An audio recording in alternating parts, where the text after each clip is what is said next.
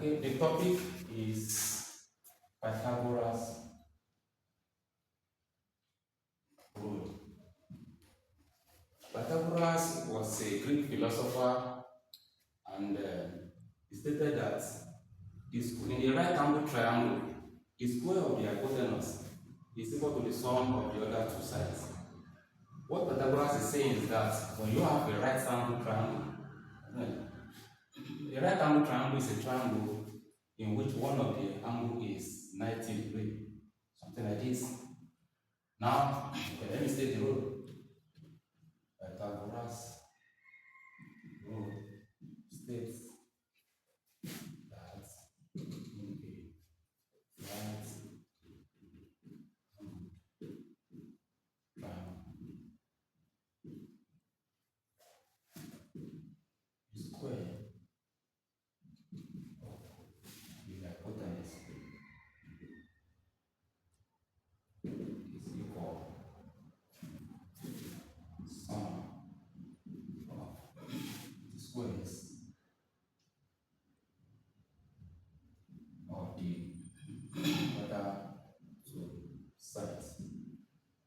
Okay, just like what I said the other time, Pythagoras theorem is only applicable in a right angle triangle. And I remember I said Pythagoras was a Greek philosopher. Now, the hypotenuse is the side facing the right angle and is the longest side. So let's call this place A, let's call this place B, and let's call this place C. These are the two adjacent sides. So the hypotenuse is the longest line and is the line facing the right angle. So what Pythagoras is saying is that hypotenuse square is equals to b square plus c square. Now let's check. Example 1. Find the value of s in W. Something like this. 3, 4, s. So to solve it now, solution. The hypotenuse is this s is the longest side and is the side facing the right angle. So I'll say s squared equals to 3 squared plus 4 squared. So I have s squared equals to 9. 3 squared means 3 times 3. While 4 squared means 4 times 4 plus 16. So I have s squared equals to 25. So let's we have the square root of 25. Square root of 25 means that it's the same number that multiply twice that will give you 25, and that is 5. Example 2. Find the value of s of, let's say, y in the figure below. So you have something like this.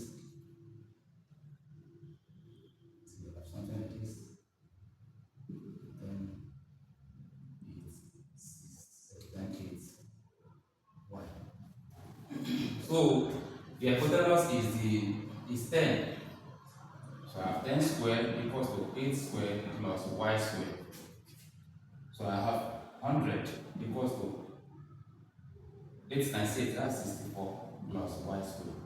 So 100, when you collect like 10 say, this 64 is plus 64. Coming here, it will come to minus. So 36 equals to y squared. So y will now be square root of 36. Y will now be 6. Then there is something called Pythagorean triple. A Pythagorean triple is a set of numbers that obey Pythagoras theorem.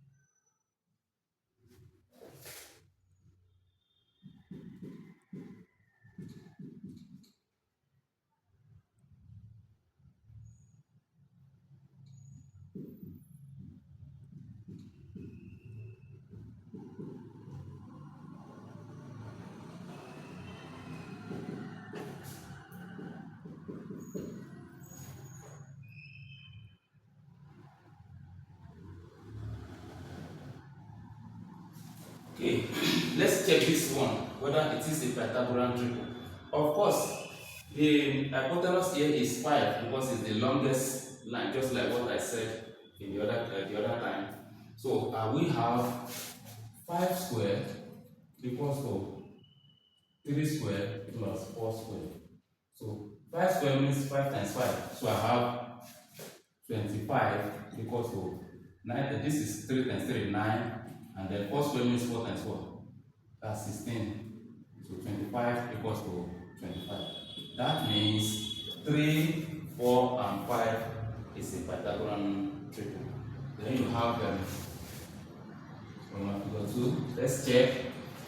The hypotenuse here apparently will be 8 because 8 is the largest value here. So I have 8 squared equals to, will it be equal to 6 squared plus 7 squared? So 64. 8 squared is 64. Because this one is 36, 7 squared is 49. Okay, so let's check 36 plus 49. This is 15, 5, that's 8. So 64 is not equal to 85. That means 6, 7, and 8 are not a Pythagorean triple. It's not a Pythagorean triple. You have the other one. Let's check whether 5, 7, 5. Okay, here we have 5, 12, and 13. So apparently 13 is the hypotenuse. So I have 13 squared equals to 5 squared plus 12 squared. 13 squared is 169. So 5 squared is 5 times 5, and that is 25. Then 12 squared is 144, that's 12 times 12. So 169. So let's get 144 plus 25. That's 9. So 169 equals to 169. That means this is a Pythagorean triple. So the answer is figure 1, figure 2. Then we move to application of Pythagoras rule. Let's go for example 1.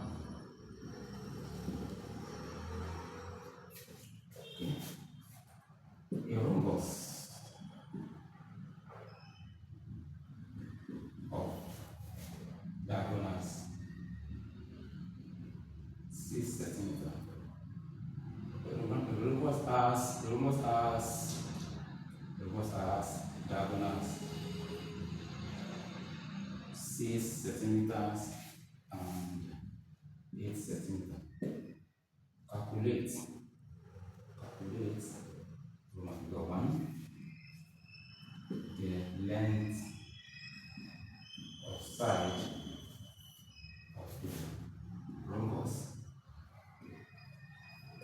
Then from figure 2 the perimeter of the rhombus. Okay, now the question you ask yourself is this: what is a rhombus? This is the shape, the solution I have. This is the shape of a rhombus. It's just like a square, all sides are equal, or a slant. Of course, there is something I have to chip in here. A rhombus has 2 lines of symmetry. Each diagonal is a line of symmetry. Then the question is, what is a line of symmetry? A line of symmetry is a line that divides a shape into 2 matching halves. Okay, for example, a square has 4 lines of symmetry. Let me check. Okay, this is a square. We said a line of symmetry is a line that divides a shape into 2 matching halves. So let me check the square. If you fold it this way,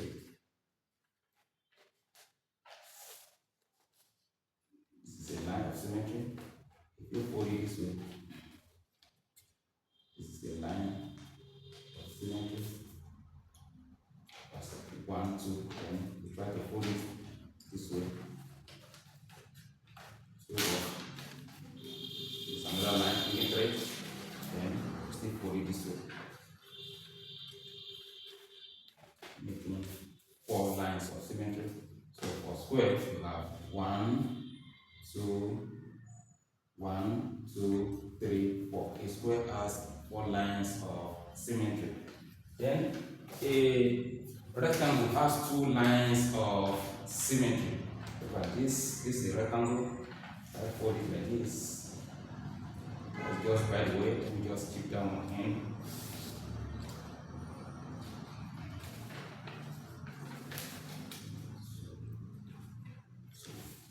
So these are the 2 lines.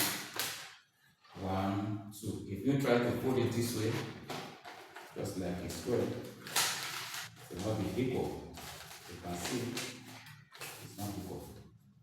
So we have, for rectangle, we have 2 lines of symmetry. 1, 2. For a kite, let me just mention that. For a kite, this is a kite. A kite has 1 line of symmetry. That is this line. If you fold this on this, it will be equal without overlap.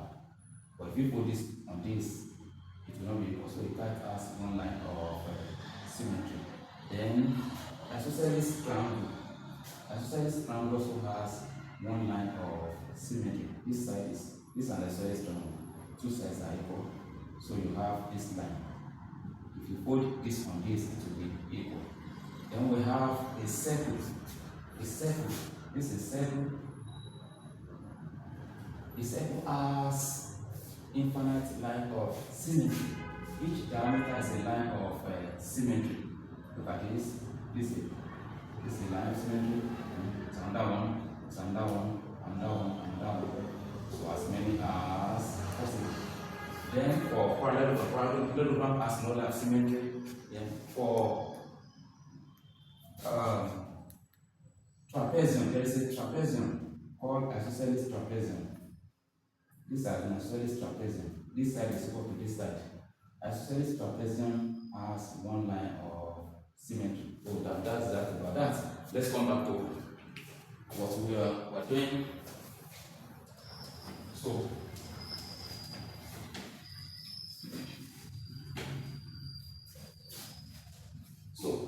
I have, okay, yes, the numbers. Let me draw it again. I have it like this. So this is the first diagonal, and this is the second diagonal. And one of the characteristics of numbers is that the diagonal intersects at right angle. So if this is 8, you have to be 4 centimeter, 4 centimeter, and this is 6, it will be 3, 3. And let's call this place y. Apparently this will be a y, y, y. So let's just pick out one triangle. It's right angle. So 4, 3. So I'll have it as y squared by Pythagoras now equals to 3 squared plus 4 squared. So y squared will now be 9 plus 16. Y squared will now be 25. So y will now be square root of 25. Y will now be 5. 5 centimeter, yes, centimeter. Therefore, the perimeter will be 4y. That's this plus this plus this plus this. 4 times 5. Yes, 4 times 5. Yes, I mean 4 times 5. 1 to that's 20 centimeter. Or you say y plus y plus y plus y. That's 5 plus 5 plus 5 plus 5. And that will be 20 centimeter. Depends on you. Then let's go for example 2.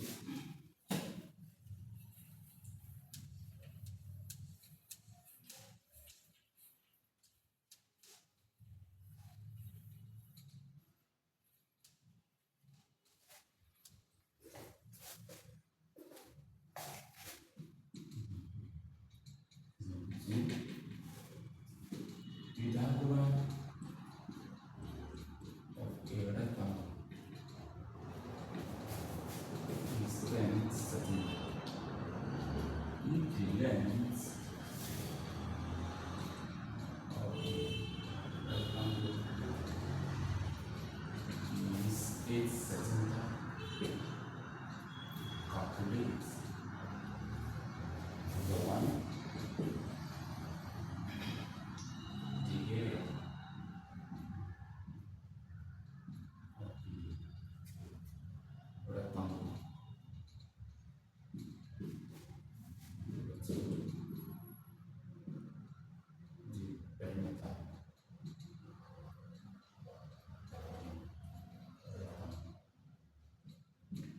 Okay, so solution. This is the rectangle. This is the length and this is the breadth. The diagonal is given as 10 centimeter. So I have something like this. The length is 8 centimeter. Of course, this place is also 8 centimeter. Opposite side are equal. One of the attributes of rectangle. Then let's call this place y as the breadth. So this is 90 degree, 90 degree. You have the angle in the angle at 90 degree, making 360. So this is 90 degree. Let's just bring out this. So I have something like this.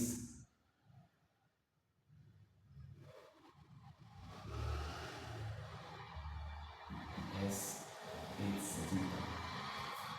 So this is 10 centimeter. Apparently the hypotenuse here is 10 centimeters. So I have 10 square equals to S square plus 8 square. So 10 square is 100 equals to S square plus 64. So 100 minus 64 equals to S square. The 64 here, crossing this equality sign, it will turn to minus. So I have to collect that angle. So you have 36 equals to S square. 6 equal.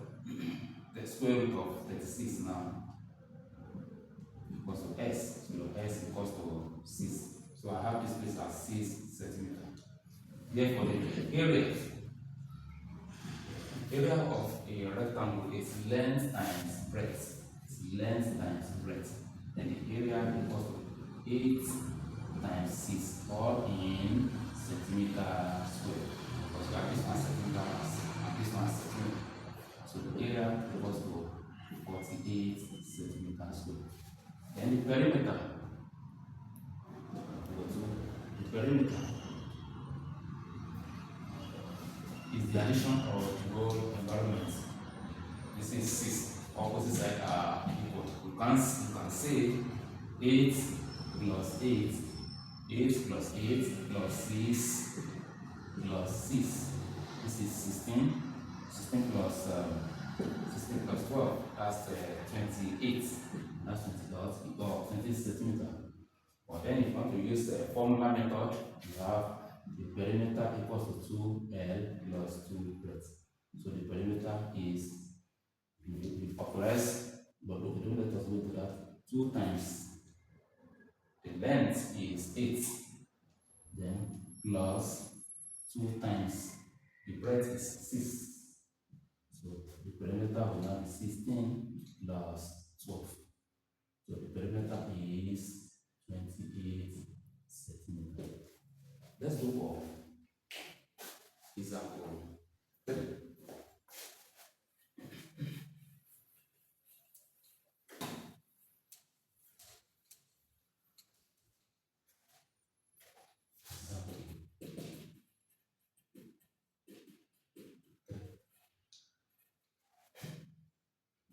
A ladder 10 meter long, leans against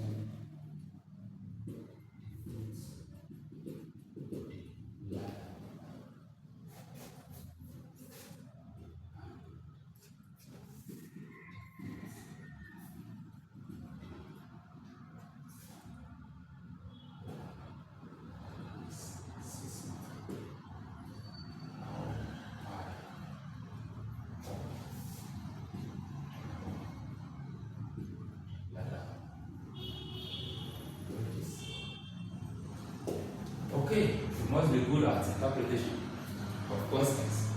So the question says a ladder 10 meter long leans against a vertical wall.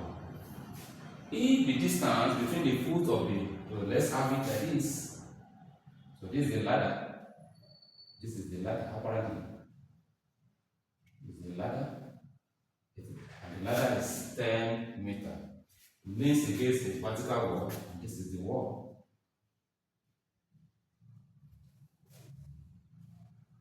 If the distance between the foot of the ladder and the foot of the wall is 6 meters, how high up the wall the ladder is? So this is where we are looking for. Let's just represent it with y.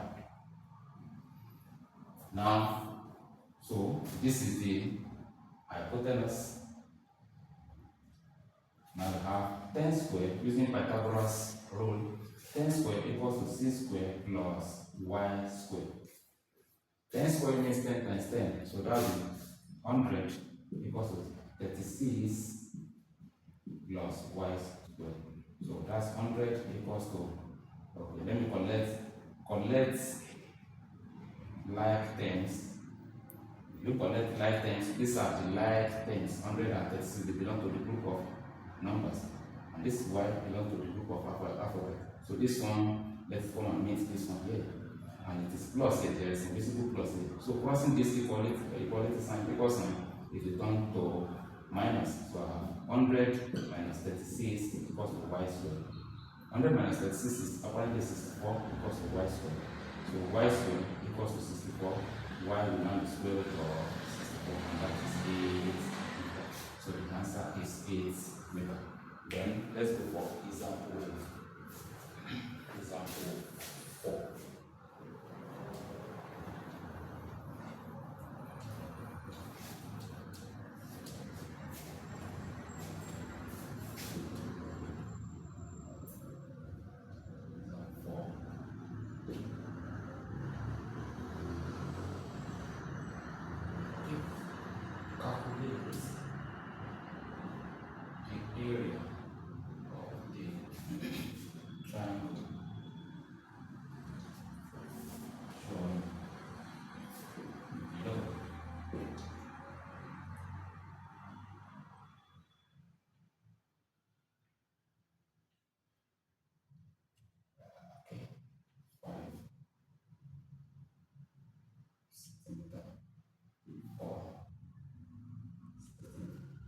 Of course, we have 3 formulas for calculating the area of triangle. We have the one that is relevant here is half base times height. You use it when you have right angle triangle. We have Euler's formulas when the 3 sides are given. Then we have the other one. But for now, let's go with the one we have because of our time here. Now, the base and the height are the 2 sides that the right angle is touching. It's this side and this side. So we only need this to calculate the height. So here, let's call this place y. Now, you use Pythagoras rule. So hypotenuse square, that's 5 square equals to 4 square plus y square. So this is 25 equals to 16 plus y square. So 25 minus 16 equals to y square. So that is 9 equals to y square. So y will now be the square root of 9, and that is 3 centimeters. So this is 3 centimeters. Therefore, the area is half base times height. Just like what I said the other time, the base and height are the 2 sides that the right angle is touching. So I have the area half